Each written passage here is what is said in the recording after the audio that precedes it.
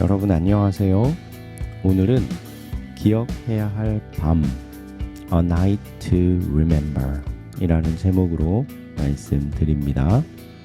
먼저 기억절 말씀 시편 77편 11절 말씀입니다. 곧 여호와의 일들을 기억하며 애굽에 내렸던 10가지 재앙 중에 이제 마지막 한 가지가 남았습니다.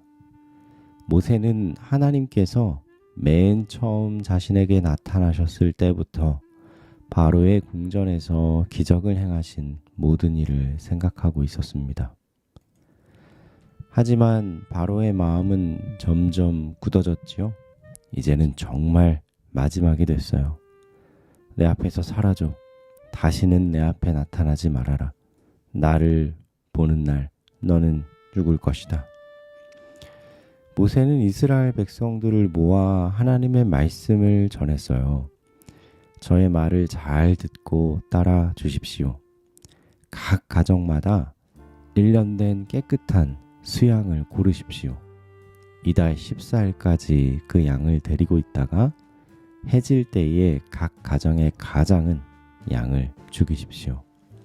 그리고 그 피를 남겨 문의 왼쪽과 오른쪽 기둥에 바르고 문 위에도 바르십시오. 피를 바른 후에는 아무도 집 밖으로 나가서는 안 됩니다. 이것은 매우 중요한 일입니다. 밤 12시가 되면 하나님께서 이집트를 지나실 것입니다. 그분께서는 모든 가정의 장자들을 죽이실 것입니다. 하지만 문설주에 피를 바른 집은 지나치실 것이에요. 왜 문설주에 양의 피를 바르라고 하셨을까요? 먼저 설주와 임방이 뭔지 궁금하시죠? 여러분이 드나드는 문을 자세히 보세요. 그러면 그 문을 고정하기 위해 왼쪽과 오른쪽에 기둥이 세워져 있는 것을 발견하게 될 거예요. 그 두 기둥을 설주라고 해요. 그리고 문 위쪽에 보면 또 나무가 놓여 있는 것을 보게 될 텐데 그것을 임방이라고 하지요. 먼저 이 문의 설주와 임방에 피가 발려지기 위해서 죽임을 당해야만 했던 어린 양은 바로 예수님을 가리킵니다.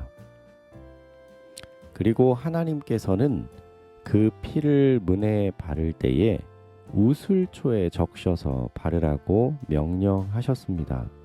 그 우슬초는 사진의 왼쪽 아래에 보이는 것처럼 잔털이 많고 줄기가 뻣뻣하지 않아 양의 피를 뿌리기에 적합했습니다.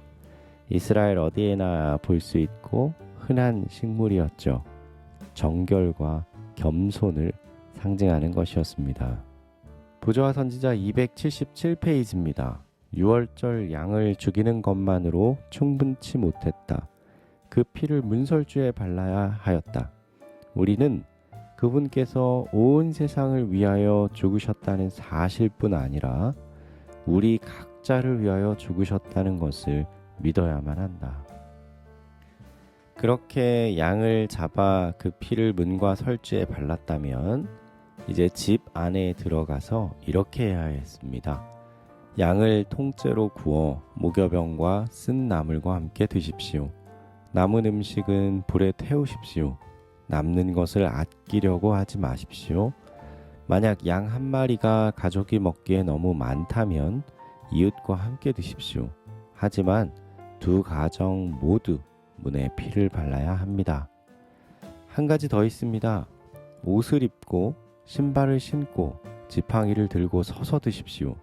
재빨리 먹어야 합니다. 이집트에서의 마지막 식사가 될 것입니다. 여호와께서 우리를 구원해 주실 것입니다. 자, 여기 모세의 명령대로 6월절 음식을 준비한 사진을 보십시오. 먼저 무교병. 무교병이라는 것은 밀가루가 부풀어서 빵이 되게 하는 이스트, 누룩을 빼고 구운 빵이에요. 마치 누룽지하고 좀 비슷하죠. 그리고 오른쪽에 보이는 것은 불에 구운 양고기입니다. 그리고 쓴 나물. 우리나라에서 쓴 나물이라고 하면 민들레도 씁쓸하고 상추도 씁쓸하고 치커리도 씁쓸하죠. 그런 씁쓸한 맛이 나는 나물을 가리켰습니다.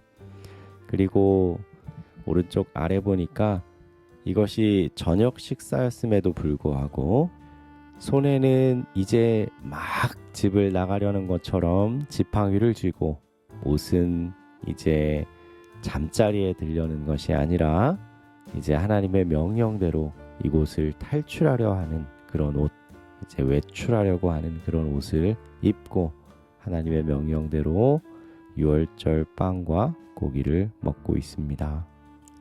모세가 말합니다. 이것이 첫 번째 유월절이구나. 우리는 하나님께서 곧 행하실 일을 기념할 것이다. 우리는 하나님께서 우리를 노예 생활에서 구원하신 위대한 일을 매년 기억할 것이다. 유월절이라는 말은 영어로 Passover, 뛰어넘는다 라는 뜻입니다. 오늘날 유대인들의 유월절, 세데르입니다. 먼저 유대인들은 유월절 양을 잡을 수 있는 장소가 예루살렘 성전이었는데 이 성전이 AD 70년에 파괴되고 말았죠. 그래서 유월절을 지키는 관습을 가정에서 유월절 음식을 나누는 것으로 바뀌게 됩니다. 이들은 첫 번째 누룩찾기, 유월절이 되기 전날 집안에 누룩이 포함된 식품들을 찾아서 그 식품들을 없앱니다. 그리고 한 가지 정도를 집안에 숨겨 아이들과 함께 찾는다고 해요. 마트에서도 누룩이 든 식품은 전부 천으로 가립니다. 옷은 흰색 계열의 옷을 입고 또 6가지 특별한 음식을 준비합니다. 수량의 고기와 정강이뼈, 제물로 드린 양을 상징하고 구운 달걀, 축제 희생물을 나타내는 것이며 1, 2차 예루살렘 성전의 파괴를 애도하기 위함입니다. 마로르, 쓴나물, 고추냉이처럼 맵고 쓴맛 나는 허브, 이집트에서 겪은 노예 생활을 기억하기 위해 이것을 먹습니다. 3장의 무교병, 맞자, 3장을 나란히 겹쳐 놓은 것인데 맨 위엔 제사장, 레위, 이스라엘을 상징하는 것입니다. 하로셋, 사과, 호두, 잣 등을 으깬 것에 꿀과 포도주, 계피, 무교병을 섞어 만든 일종의 죽이며 유대인들이 이집트에서 빚었던 회반죽을 나타냅니다. 카르파스와 소금물, 파슬리나 샐러리, 양상추를 가리킵니다. 노예 생활할 때 빈약한 식당을 상징하고 소금물은 노예 시절 흘렸던 눈물을 상징합니다. 6월절 만찬은 율법서인 하가다에 적힌 단계로 각 가정의 가장이 진행하죠. 음식을 먹을 때는 비스듬히 누워서 먹습니다. 더 이상 노예가 아니라 자유인임을 나타내는 표현이죠. 4잔의 포도주, 레드와인을 준비합니다. 그날 밤 이집트의 모든 장자들이 죽임을 당했습니다. 바로의 장자로부터 종의 장자, 모든 가축의 처음 난 것까지 모두 죽었습니다. 이집트 온 땅에는 전에도 없었고 후에도 없는 통곡 소리로 가득했죠. 이스라엘 백성들을 모두 데리고 떠나라. 너희 양과 소도 데리고 제발 떠나라. 여호와께서 이집트 사람들에게 은혜를 입게 하셔서 은 패물, 금 패물, 의복을 모두 받아 이집트를 떠났어요. 하나님이 약속하신 대로 이스라엘 백성이 이집트에서 살았던 430년의 기간이 마치는 날, 여호와의 모든 백성이 이집트 땅에서 나오게 되었어요. 우리를 범죄의 형벌에서 속량하실 수 있는 분은 오직 그리스도뿐이시지만 우리가 할 일은 죄에서 순종으로 돌아서는 것이다. 사람은 행함이 아닌 믿음으로 구원을 얻게 되어 있다. 그러나 그의 믿음은 행함으로 말미암아 나타나야 한다. 자, 질문 드리겠습니다. 어린 양은 무엇을 상징하지요? 두 번째, 우슬초는 무엇을 상징할까요? 세 번째, 누룩은 무엇을 상징할까요? 네 번째, 여러분이 장자였다면 6월절 저녁에 어떤 마음이었을까요? 다섯 번째, 여러분이 매년마다 이집트에서 풀려난 사실을 기억하기 위해 6월절 음식을 먹는다면 기분이 어떨까요? 기도하겠습니다. 사랑하는 아버지 하나님, 이스라엘 백성들을 종살이하던 애굽에서 구원해 주시기 위해서 어린 양으로 죽임을 당하시고 문의 임방과 설주에 피를 발라 주셔서 감사합니다. 또한 우리를 죄에서 구원해 주시기 위해 십자가를 지신 예수님 참으로 감사합니다.